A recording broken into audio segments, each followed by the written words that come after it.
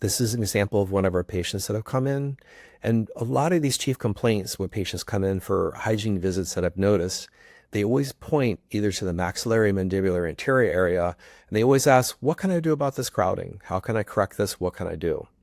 I say, social 6 is so simple. 10, 12 trays, we can get that corrected very quickly. And in this video, we're going to review the treatment plan for mild anterior crowding.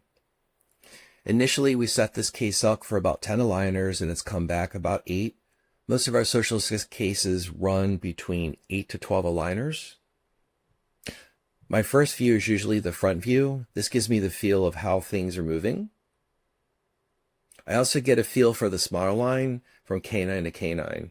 This case is mainly focused on the mandibular anterior. The next view I typically pick is the back view. I'll see if there's any interferences from top to bottom. My next view is the side view, right and left. And I just go through the sequence.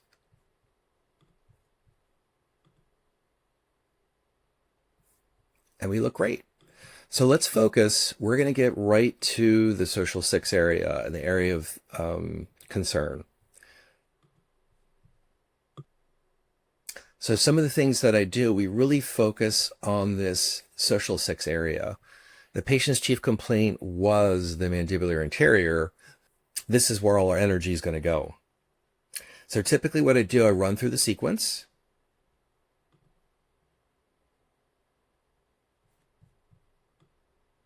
After I run through the sequence once, I ask myself, is there enough aligners to finish this case? In this case, 8 actually looks pretty good. The next thing I do, I lift the model up just a little bit, and then we do a little bit of a collision check. Now, collision check is great. This shows areas that are hitting a little bit heavy, and then areas that need IPR.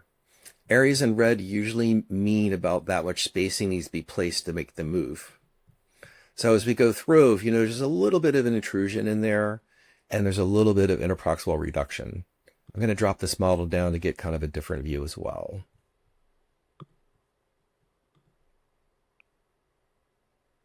So pay attention to the IPR. This is probably one of the most important factors that I found when I do social 6 cases. As we go across there from the beginning, I usually set my IPR in the beginning. But when you pay attention to the lower anterior, the central incisors are typically, for the mandible, are typically a little bit less wide than the laterals. This one central incisor has a little bit of a bend to it in the beginning. I try not to too much IPR in the beginning of the section. I don't want to alter the cosmetics of this incisor. Typically what I do when I see a case like this, you can forecast we are going to do sequential IPR. So for a case like this, that could run 8 cases as it seems in this part, I typically would probably run about 4 trays or 4 weeks and have them back at tray 4. As we get to tray 4, the anatomy becomes a little more flatter and the IPR is a little bit more predictable in there. So typically when they first get started, all our IPRs in the beginning, keeping it simple. As we go across, I forecasted midway through, I'll have the patient stop by for a quick check. Typically what I do is I floss the area and then get a feel, is there enough room for these teeth to move in the trays? So at tray 4, probably going to add about 0.1 millimeter IPR in this zone, refloss and make sure we're good to go, and then the patient continues the trays and then everything's great. Another important factor that I look at besides collision check is bite check. Those are probably my 2 most areas that I hit the most in there. This is actually very important for social 6 cases and anterior cases that we work with, because we're not dealing so much with posterior teeth. Most of the area we're dealing with is the anterior. What I've noticed is that when we hit bite check, we look for occlusal prematurities or how the maxillary teeth hit the mandibular teeth. As we go through, I really focus on the color. And this is kind of a yellow-orange color, which means it's just very, very mild contact across there. I'm going to do it one more time as well. Now, another important factor, this case, they've put in bite ramps in here. And what I'm going to do is kind of flip the case over from the back side. You can see this as well. Now, if you notice back in the beginning, this case has a little bit of mandibular anterior intrusion. These bite ramps are great if they're colliding and hitting very heavy on the maxillary anteriors from the lingual side. What I typically do is throw these bite ramps in, and it really just keeps this bite a little bit more stable, and it helps a little bit more with those intrusion of those mandibular incisors. So as we go through this case looks amazing. I'm actually very, very happy with the results.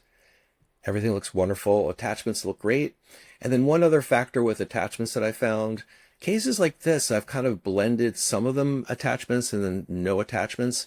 I'm finding I'm using less attachments with using uLab, mainly because of the type of plastic.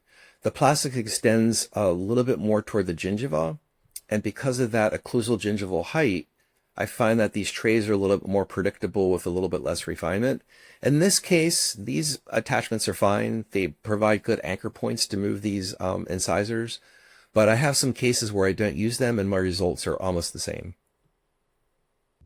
After about 10 trays, patient was corrected, retainers were given at the end.